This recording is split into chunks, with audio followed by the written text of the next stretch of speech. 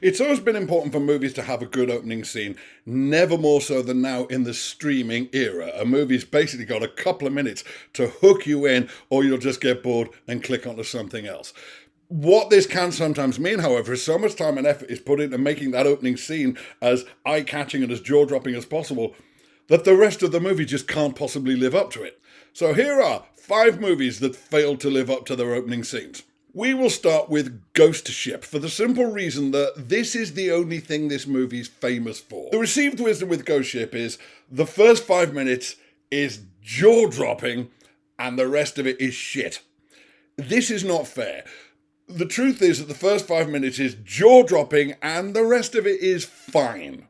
It's fine. It's a perfectly decent early noughties, slightly pulpy horror movie. But that opening sequence is so astonishing that it just can't live up to it. Next up, and staying with horror, we have Midsommar. In my opinion, Ari Aster is making the wrong movies. Well, I say that, I haven't seen his new one, well, the newish one. Beau is Afraid, it's called, starring Joaquin Phoenix. I may check it out, if only because it's had terrible reviews.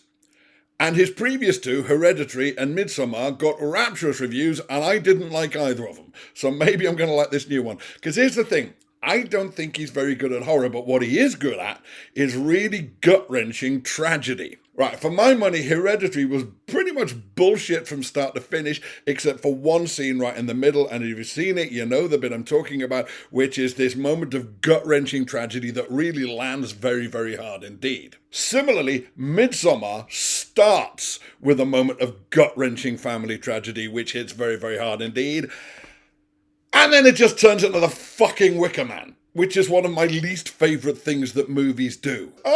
They're all pagans and I'm going to get sacrificed. Stop remaking The Wicker Man, either officially or unofficially. I was actually watching Midsommar with my girlfriend at the time, who was Scottish, and she got to the end and she was like, are the Swedes not going to be terribly offended by this? And I said, you tell me, baby, because you're Scottish and you've seen The Wicker Man and it's the same fucking film! The only one that gets a pass, Hot Fuzz, because they were doing it on purpose. Okay, next up we have The World Is Not Enough. Now, there are a few Bond films which might have ended up on this list.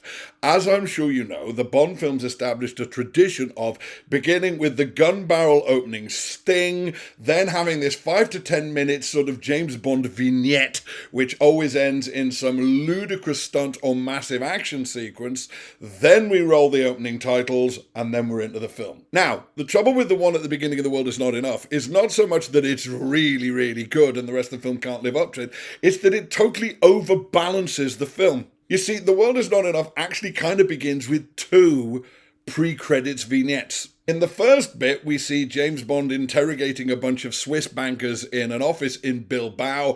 It all kicks off, and he has to escape by jumping out of the window and using the curtain cord as a kind of improvised abseiling rope. And apparently the idea was to cut from him landing in the street in Bilbao to the opening titles. But, so I've heard, this may be apocryphal, at the editing stage, they were like, well, that's all a bit lame, isn't it? Because the previous 2 movies, GoldenEye and Tomorrow Never Dies, had begun with massive action set pieces before the credits. So apparently the decision was made that rather than go to credits there, push the credits back and then go straight to what was supposed to be the first big action set piece of the body of the film, specifically the MI6 building exploding and then the speedboat chase down the Thames. Now, the speedboat chase down the Thames is pretty damn good. It's got some nice visual moments. It's got a couple of great bits of humour. Pierce Brosnan was pretty good at the visual humour of James Bond, but they kept giving him the worst one-liners ever to deliver. But the trouble is, it means you're nearly 20 minutes into the film before the opening credits start. And because we've already blown the first 2 big set pieces of the film before the credits,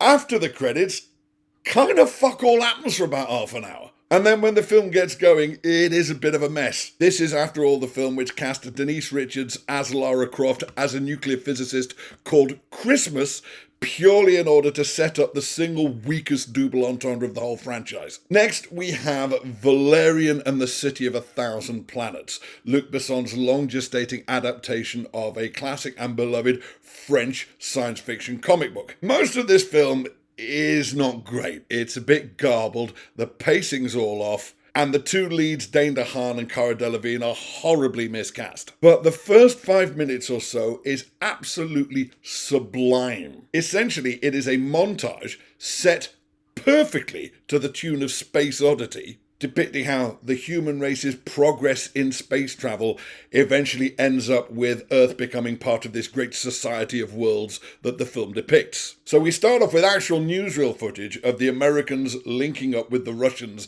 in the 1970s. Then we see, as we progress into the near future, more and more international space missions. So the Japanese turn up, and the Indians turn up, and the Mongolians turn up, and this space station where all these meetings are happening is getting more and more complex and bigger. And then in due course, the aliens start turning up. We see human dignitaries in increasingly futuristic garb welcoming visiting alien ambassadors from increasingly bizarre species, until we are informed by the president of Earth in a wonderful little cameo by the late great Rutger Hauer, might even been one of the last things he ever did, that the space station has now gotten so big and unwieldy, it's actually interfering with Earth's orbital path, and so it must now be towed out into deep space. But those first 5 minutes of that film are wonderful and actually worth watching in and of themselves if you then click off and don't bother with the rest of the film. And last up, and this may come as a bit of a surprise to you, staying in the world of comic book adaptations,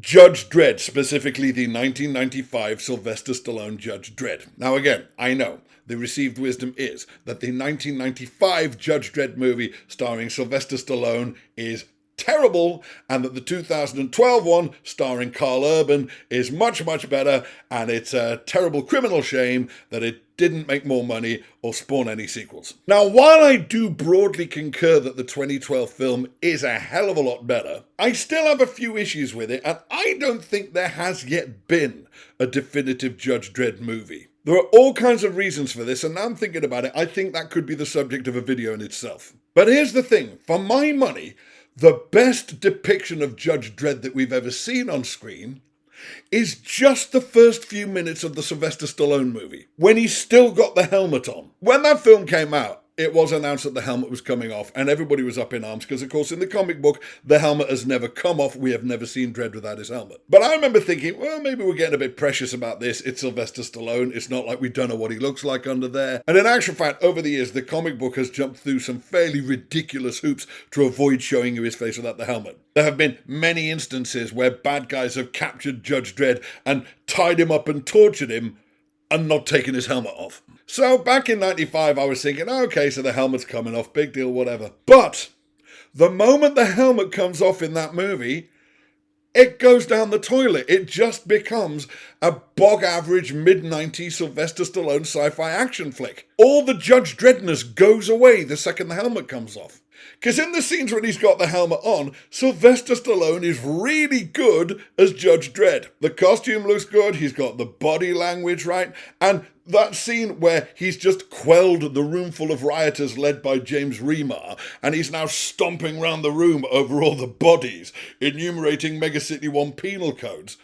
That's brilliant, that's classic Judge Dredd.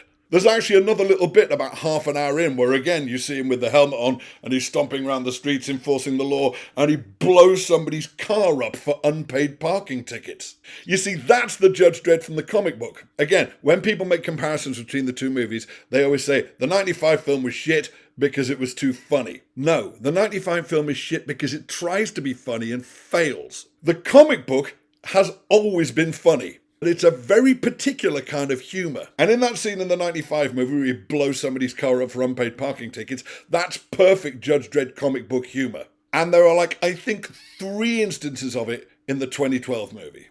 But yeah, I don't think there's been a definitive Judge Dredd movie yet. Maybe there never will be. That's a whole video in itself, which I will indeed do. But there are 5 examples of movies with great openings that they then fail to live up to. I'm sure you've thought of many already. Stick them in the comments and I'll see you soon.